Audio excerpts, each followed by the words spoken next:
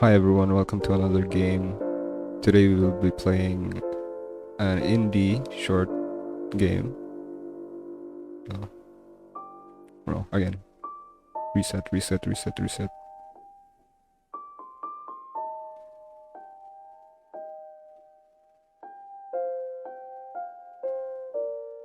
Hello everyone and welcome to another indie horror game gameplay.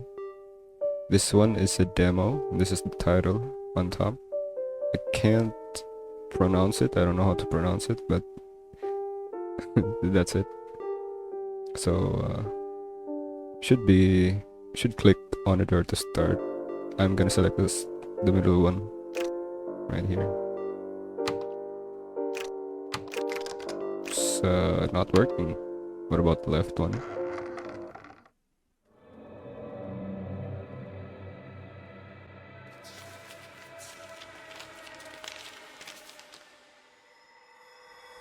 Pets. I do not want to know what's behind that cat. My eyes were burning. It felt like hot coals were lying on my eyelids.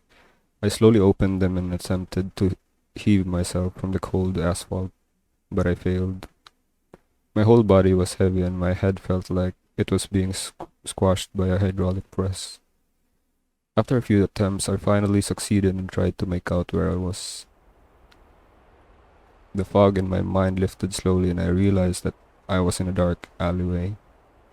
My vision was still blurry and I had trouble keeping my eyes open, but I could tell that I had never seen this place before. Slowly my heart began to race. Was I abducted? Mugged? What had happened to me? I hastily checked my body, fortunately finding no wounds. Why was I feeling this weak then? Maybe I was drugged. Maybe.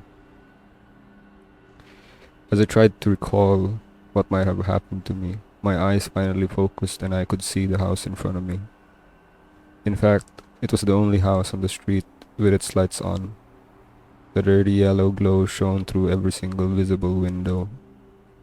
I felt some relief knowing that the tenants were awake. Perhaps they could tell me where I was.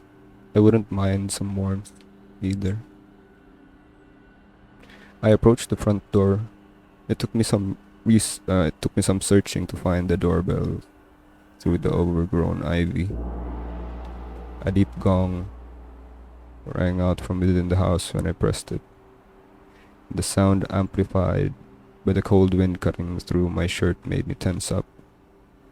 What an odd choice for a doorbell sound, I thought while rubbing my upper arms to warm myself. I waited. No one answered. My mind twisted in confusion. Why was no one coming? I rang the doorbell again. Then I tried knocking. No response. No one was coming. I didn't understand. Did they forget to turn off the lights and go on vacation or something? As a last resort, I tried turning the doorknob and it actually opened. This worried me. Did something happen to the family living here? Perhaps I should find a phone and call the police. Suddenly, a loud crash echoed through the street. My heart started to pound as my body tensed up. I wanted to dash into the house, but my feet refused to move. What was that sound? Was someone out here? Pictures of otherworldly monsters and armed kidnappers popped into my mind as my eyes scanned the darkness. The world was silent once more. I was still on edge, but my body slowly started to relax as I regained my composure. I decided I didn't want to find out what that was. Cautiously, I stepped through the threshold and firmly closed the door behind me. I felt an immediate lurch of guilt since I was trespassing into a stranger's home. But I'd rather face a police questioning than wander around a strange neighborhood in the middle of the night. Hello? Is anyone here? No answer. The house was eerily quiet. I cautiously ventured further down the front hall. Perhaps I could find a telephone. I stopped in front of one of the doors. A dim yellow light seeped silently through the bottom crack. I turned the knob. locked. Then the next one, also locked. They all seemed to be. I frowned. Why were the lights behind these locked doors lit? It gave me an uneasy feeling. The door at the very end of the hall was the only one that I hadn't tried yet. I grasped its handle and turned it slowly. It swung open to complete darkness. Once again, my body tensed up while my mind started to conjure horrific images. A beast with dislocated limbs and crooked teeth creeping towards me from the darkness. A floor littered with corpses and walls stained with blood. A giant spider sitting in a corner, waiting for its chance to strike. My hand shook as I reached to flick on the light.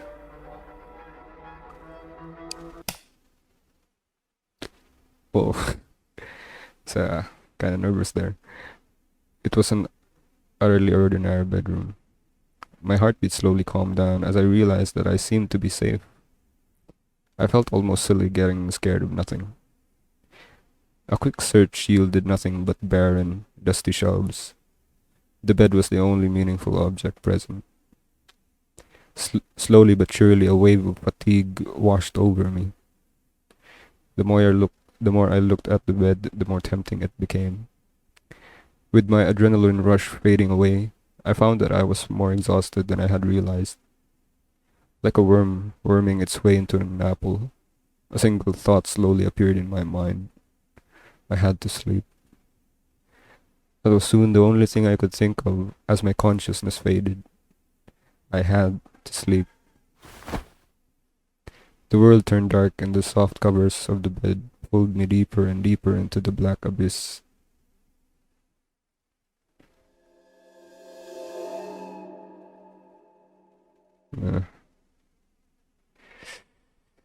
Wonder why. Let's hope that this will be all over soon.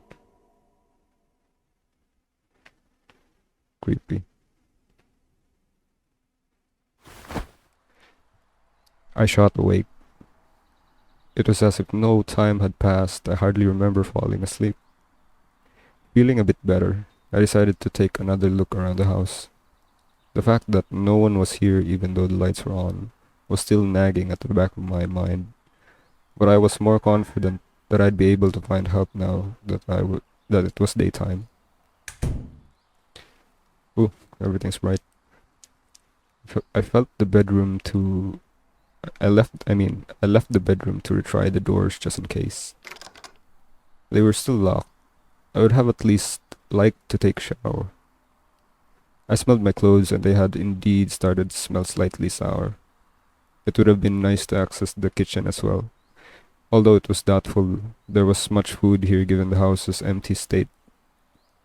This place seemed to have nothing left to offer. I'd be better off out in the streets now that it was day, even if I was still missing my wallet. I left the house for the bright sunlight. The back street didn't seem so bad anymore. I found it to be rather cozy and quaint. I made my way down the path until I heard the faint sound of conversation in the distance. A weight lifted from my heart when I first glimpsed people walking around in a pedestrian area. There weren't too many of them, though, and as I looked around I got the feeling that it was a rather small town. Trees and flowers were planted at regular intervals, which gave it more of a rural atmosphere. It didn't matter. I could finally ask for help. "Excuse me, could you tell me where I am?" The woman blinked at my approach. She frowned and scowled in my general direction. "This is whatever that is." She looked uncomfortable talking to me, so I thanked her and let her be. Kija. I'd never heard of a town like that before. Where? How did I end up here? The thought of being somewhere I didn't recognize scared me. How was I supposed to get back home if I didn't have the slightest idea where to go? I took a deep breath to calm myself down. My next best bet would be asking someone to allow me to make a call from their mobile phone. I approached an older man in a business suit. "Excuse me, may I use your phone? I'm a bit lost and would like to call a friend of mine so he can pick me up." His lips curled into a grimacing frown. "I'm sorry, I'm in a bit of a hurry." I approached person after person, but even after what felt like several hours, I had no luck. No one wanted to lend an unkept, half-dressed stranger their phone. As I made my way through a side street, I heard two elderly women whispering to each other. I heard of some violent incidents recently. Most got away with just a flesh wound, saying that they were attacked by someone or something. Yeah, I heard that too. I wonder if it was anything to do with the pet disappearances. I heard of another cat that hadn't come back in several days. I was so focused on the conversation that I almost ran into a girl. I mumbled an apology until I realized that she had approached me on purpose. "Hello." "You need to call someone, right?" She extended her hand and offered me her phone. "How did you know?" "People have been talking about you. We've had some violent crimes here recently. Everyone is a little on edge. Many pets have been getting sick. Some say someone has been poisoning them." She nervously shuffled her feet and glanced away. "Thank you, I won't take long." I took the phone and dialed the friend's number, but the call didn't go through. I tried it again, but the result was the same. Maybe his phone was turned off? I tried my parents' house phone, then my job's front desk, then my boss's personal cell. Each time the call failed. I was sure that I had the right numbers. Maybe the phone had a bad connection. It seemed like the calls won't connect for some reason. Maybe we'll have more luck trying a landline. My phone does act up sometimes. You might be right. Still, thank you a lot. I didn't want to hold her up any longer, so I gave her her phone back and wandered off with a rushed farewell. Leaving that way may have been a bit rude, but I was too frustrated to care. I just wanted to look for another way to get in contact with someone I knew. It occurred to me that I should have asked her for directions to the police station.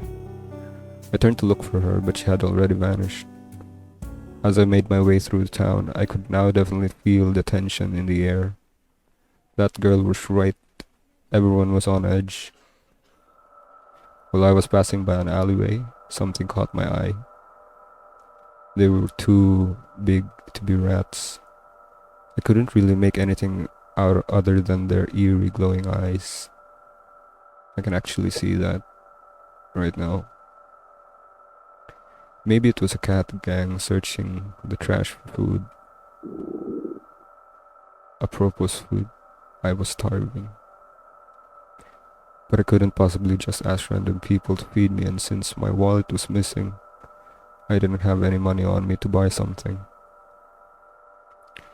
Though there were oddly tempting looking plants growing nearby.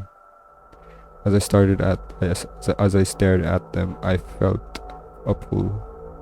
Their strange appearance hypnotized me, and without me noticing, my feet inched closer and closer and closer. "You should stop." No. No. I broke away from the hypnotic pull of the plants. What was I thinking? It didn't matter how hungry I was. They may be poisonous, but my hunger was beginning to gnaw at my insides. My vision grew blurry. Who knew how long it's been since I've eaten? Suddenly I collapsed, and the world around me vanished. I heard that another team had some problems with a scientist of their who ended up being banned from the research center. What has this guy been doing? She apparently performed the experiments on humans who were... What? What?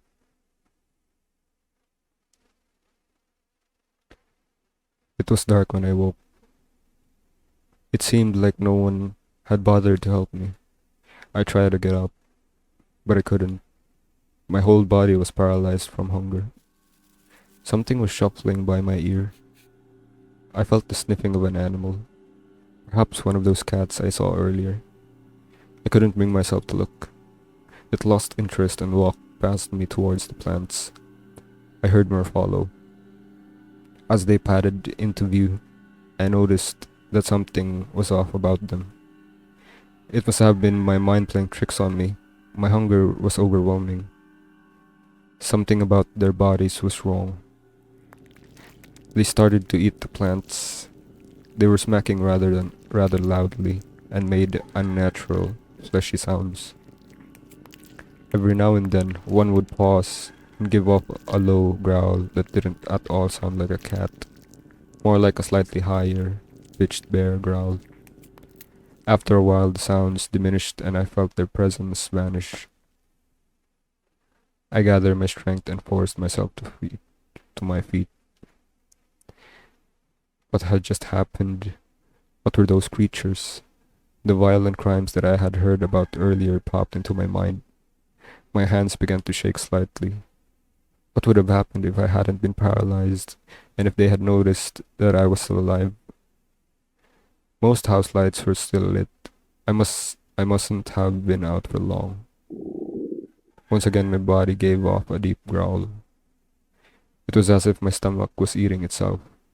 I had to get some food or else I was in danger of collapsing again. Being as desperate as I was, I approached the next best house and knocked. I was surprised when the door actually opened. Hi there, come on in. How nice of you to visit. What's up with this music? Do we know each other? Before me stood a fashionably dressed woman with a big smile on her face. At first glance she seemed welcoming, but her movements were rather stiff and almost mechanical, as if they had been practiced over and over again. She took another, more thorough look at me and seemed to realize that we did, in fact, not know each other. I must be a new neighbor then. Please come in. She disappeared before I could correct her. I hesitantly followed her inside. On my way in, I saw a food bowl near the entrance with some of the strange-looking plants I had seen earlier in it. She'd been feeding those to her pet. I peeked after the woman into the living room. A man leapt to his feet as he saw me and stretched his big hand out to me. His other arm hung down limply. Apparently he wasn't able to move it. Hi there, it's nice to meet you. How are you doing? I reciprocated his firm handshake and he cheerfully gestured me to take a seat beside him. To my surprise, the girl who had helped me earlier was here as well. She gave me a small wave. It's starting to feel like a festivity. We should have neighborhood get-togethers like these more often. Oh right, this is... She turned and frowned in my direction while trying to remember a name she hadn't asked me for. Scott. I am Scott. Right, Scott. He moved in nearby recently, I think, so I thought we should invite him as well. Certainly, it is nice to meet you. No, I'm not really... Alright, food, give me a second. The woman rushed into the kitchen and came out with steaming dishes of food. Could make up different dishes of meat, baked potatoes, and more. My stomach gave off a deep growl and my mouth began to water. Any thought of honesty about my origin was gone. The other visitors started piling food onto their plates and I followed suit. Visitors started piling food onto their plates and I followed suit. As I devoured it and life came back to my body, I let my eyes wander off over the others. Everyone seemed to be rather tense, especially the woman and the man. Their movements were rather stiff. Every now and then they threw glances each other's way, glances that seemed to indicate mistrust. The woman seemed to especially be eyeing the cup that the man was drinking out of. Every now and then, when they'd notice each other's looks, they'd put on a fake smile. The girl seemed like she hadn't planned to be here in the first place. Was she just dragged into it, just like I was? As I was cleaning my plate of its scraps, something important flashed into my mind. "Excuse me, would you mind if I use your phone?" the woman tisked. "I'm afraid I don't have one. I never cared for those buggers." She looked over to the man. "Maybe you can use yours." "Of course, I can show you to my house once you're ready to go." I gave off a sigh of relief and thanked the man. He waved his hand in the air. "No problem at all. Please excuse me for one moment, though." He shuffled out of the room, presumably toward the bathroom. "All right, I'll make some more tea." She scooped up the man's cup and left me alone with the girl. I cleared my throat and nodded in her direction. "Thank you again for lending me your phone. I did appreciate that." "You're welcome. I hope you will have more luck with the landline." "Yeah, I hope so too." And I guess that was the end of the conversation. Perhaps she felt uncomfortable speaking to a weird smelling stranger. "I'm going to go wash my dishes." And there she went. The other two were talking quite a while. I used the opportunity to let my eyes wander around the room. The walls were dressed with paintings of all kinds, pictures of nature, as well as more abstract drawings. A fancy-looking framed piece of paper and a photograph that was standing on the drawer beneath them caught my eye. The former seemed to be an art degree, and the latter a picture of the man and the woman. They were younger. They were standing somewhere that could be a university campus. Both had a genuine smile on their face. It seemed like their friendship went back quite a bit.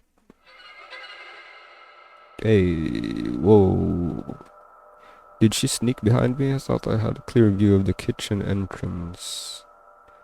"I think I heard some rumbling coming from downstairs. I'd probably be good if you'd check it out in case she hurt herself." She was likely referring to the woman who had invited me in. "You did?" "She has been gone for quite a while now. Maybe something did happen to her. Perhaps I should take a look." I felt her eyes follow me to the basement.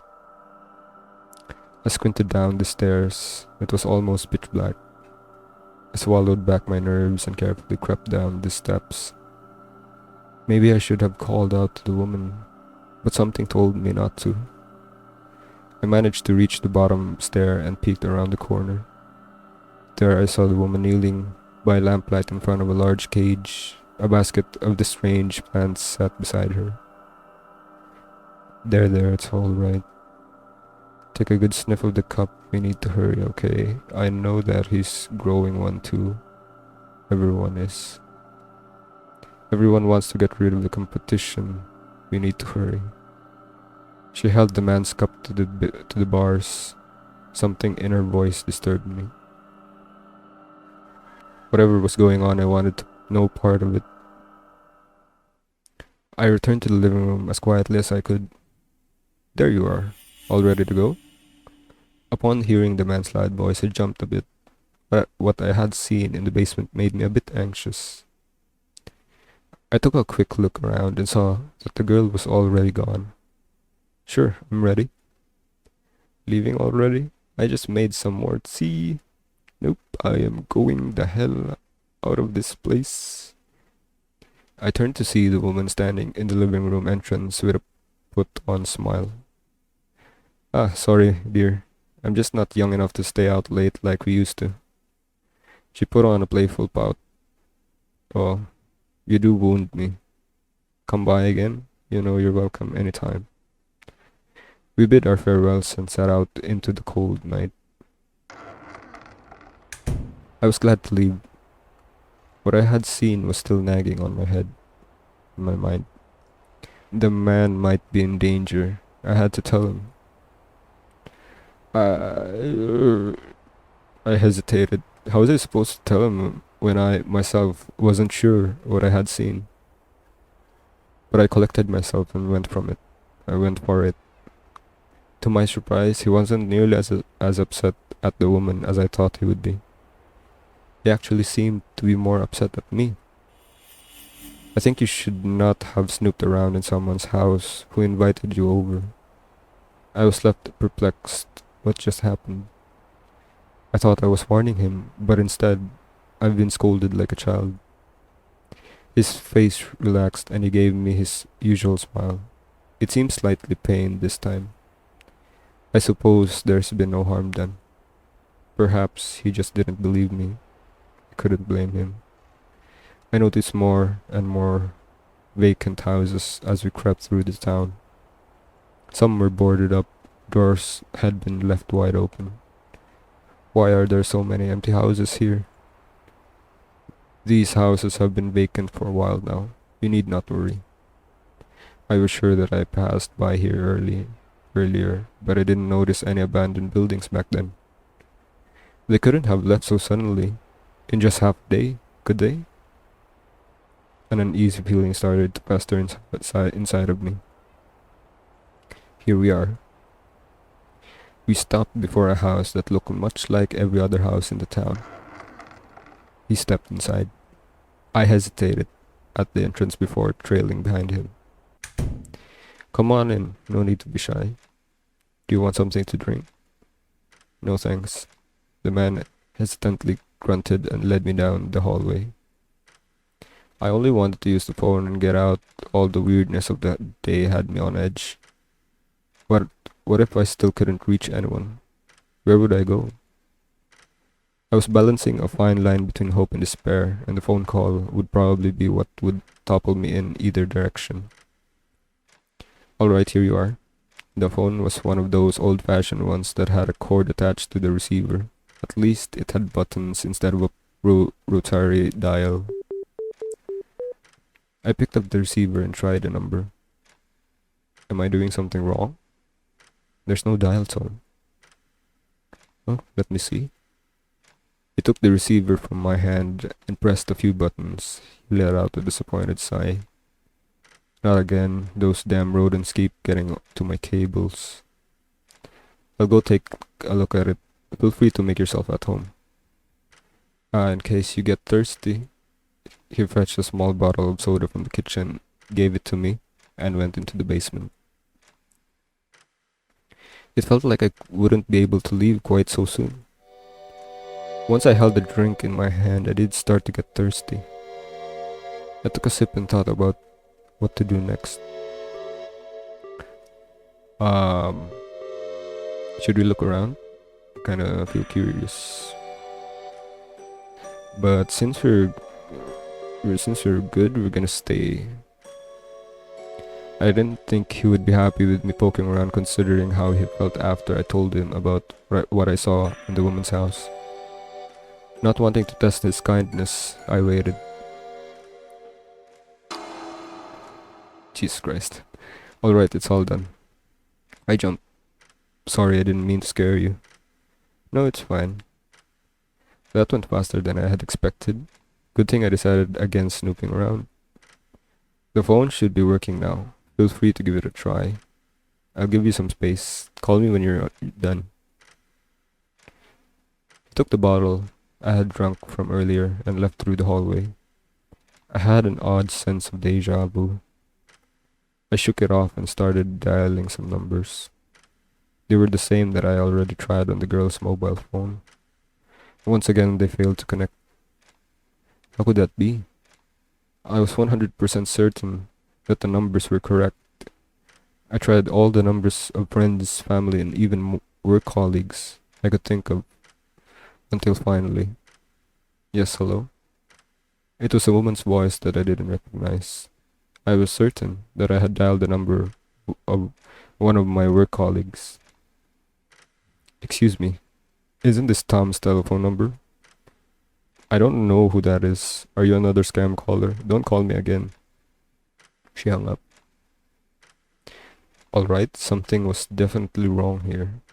It might be best to talk to the man and see if he could help me somehow.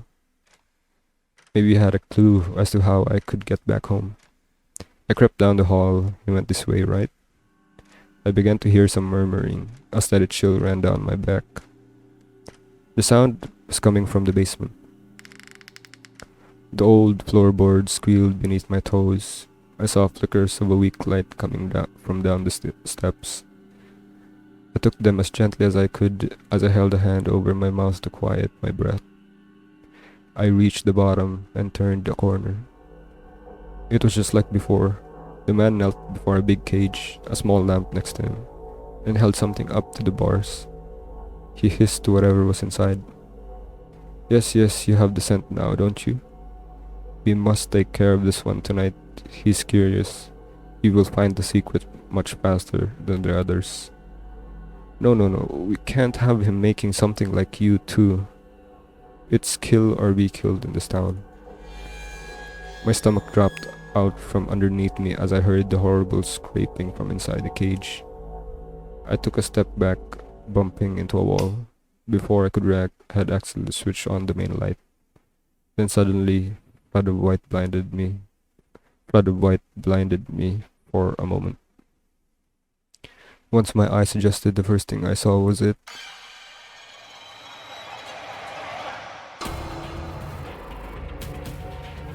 The man was screaming at me, but I could barely think about him. I couldn't look away from that creature.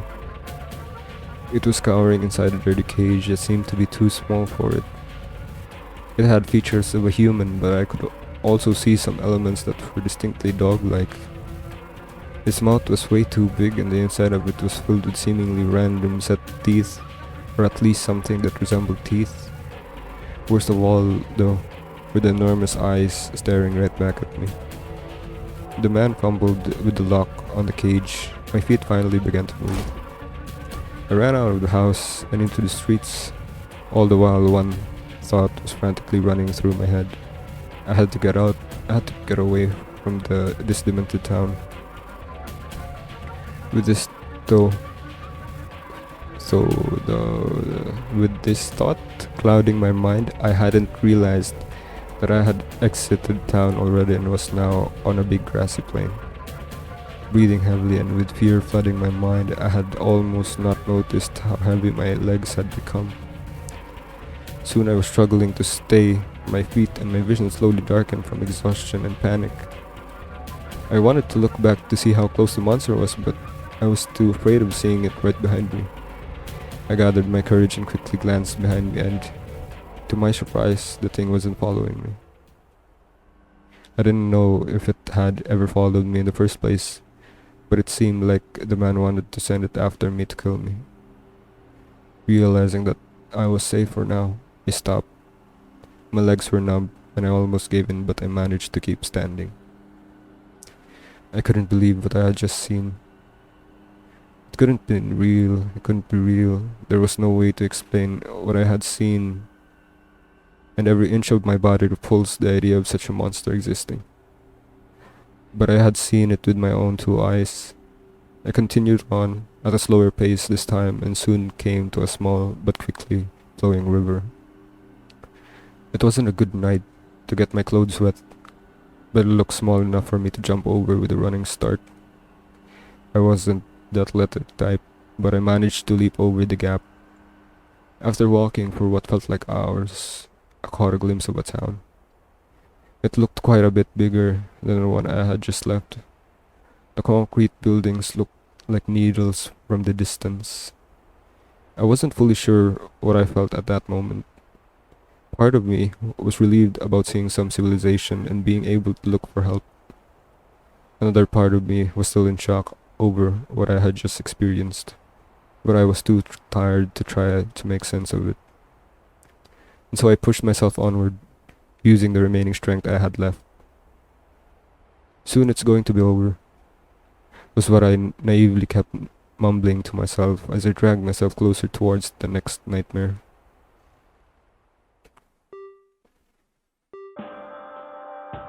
I don't play a lot of visual novels, but that was really interesting.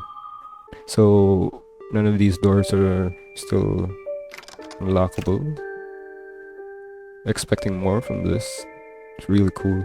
Anyway, that's it for today. Thank you for tuning in. I hope you enjoyed this really short, or more like not that short-ish in the game. So I'll see you guys on the next video. Don't forget to subscribe and like, or this cat will get you. Nah, I'm just kidding. Thank you so much for watching. I'll see you guys.